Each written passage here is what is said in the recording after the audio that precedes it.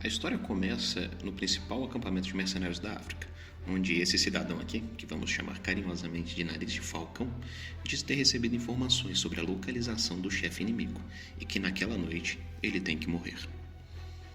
O narigudo diz ainda que a missão será realizada por 5 esquadrões, com apenas 49 soldados, e que não poderão contar com o apoio aéreo.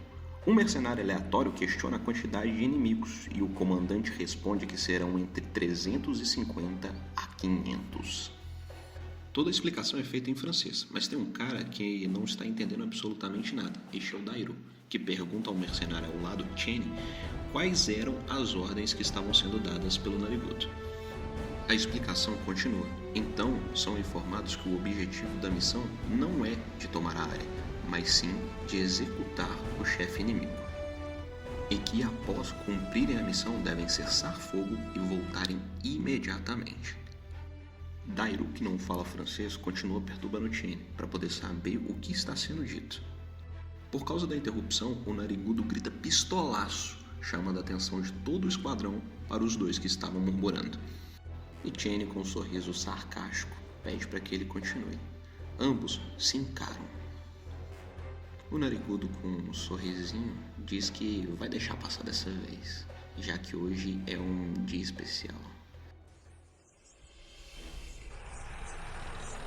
Durante a noite, um caminhão militar adentra a floresta. Nisso, vemos que na sua carroceria está Cheney e os demais mercenários. Enquanto todos dormem, ele encara a escuridão. Ao pararem, Cheney salta do caminhão e ordena que todos saiam. Pede para que verifiquem suas armas e quem quiser fumar um último cigarro pode, mas que daqui a 5 minutos eles irão se mover. Enquanto Cheney fuma o seu cigarro, ele é interrompido por Smith, um americano folgado, que faz uma sugestão bem estranha para depois terminarem a missão. Cheney, puto, diz que é para que eles pensem em sobreviver a essa missão e não em coisas sem sentidos. Smith diz não estar preocupado porque o GOB está com eles. Cheney sorri e diz para que Smith não exagere. Então apaga seu cigarro e decide marchar para dentro da selva. Cheney assume a ponteira do grupo.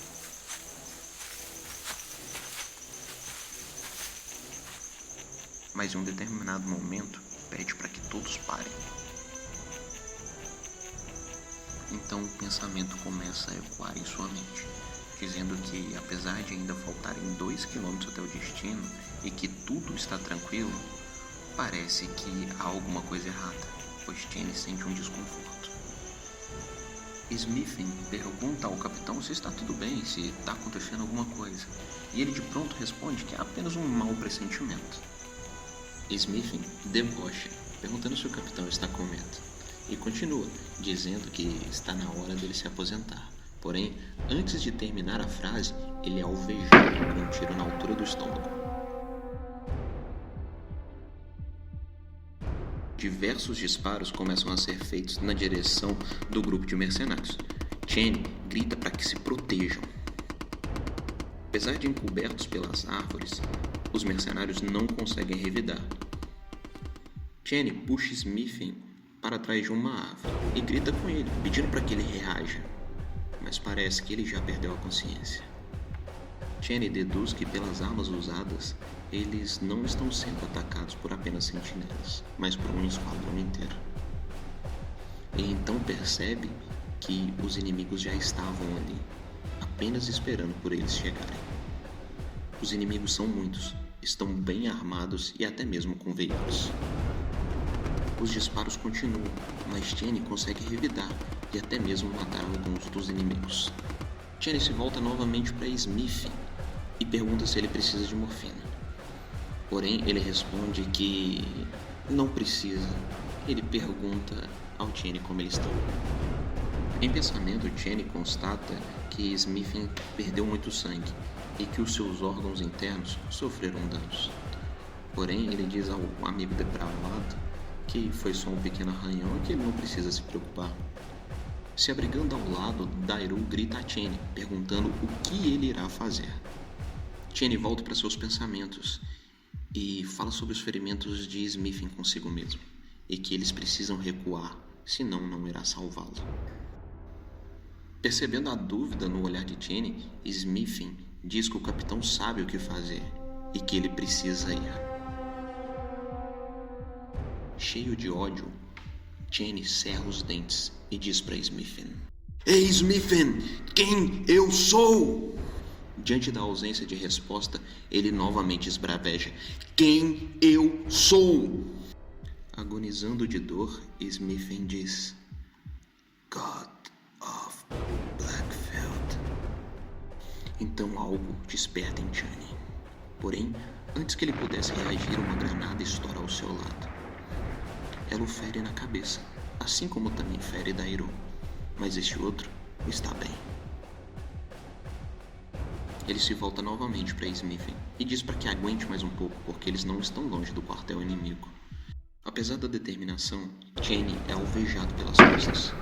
Um disparo acerta sua nuca, atravessando seu crânio e saindo pela sua testa. Lentamente, Jenny vai ao chão e o sangue cobre a sua visão, que agora começa a se escurecer. E ele se pergunta: eu levei um tiro das costas? Perdendo a consciência, ele vê os inimigos avançando a largos passos. Eles se aproximam. Então, tudo se escurece. Jenny se volta para o seu interior e se pergunta: um sniper? Então chega à conclusão que alguém os havia traído. Em meio à escuridão, Jenny sentia sua cabeça dolorida. Mas ele se questionava como sua cabeça poderia estar dolorida se ele havia morrido. Ao invés disso, ele sentia sede. Seus sentidos estavam voltando. E ele percebia que havia alguém ali e pedia água. Porém, ele percebeu que as pessoas que ali estavam falando em coreano e pedindo para que ele abrisse os olhos. Jenny vê uma silhueta que diz que a velocidade de sua recuperação é rápida, já que ele era tão jovem. O médico pergunta a Jenny como ele está se sentindo. Jenny está em uma cama de hospital. Nisso, o médico pede para que a enfermeira Kim avalie os sinais vitais. Enquanto o médico e a enfermeira trabalham, Jenny se questiona aonde ele está. E assim se encerra o primeiro capítulo de God of Blackfield, ou O Deus da Terra Negra.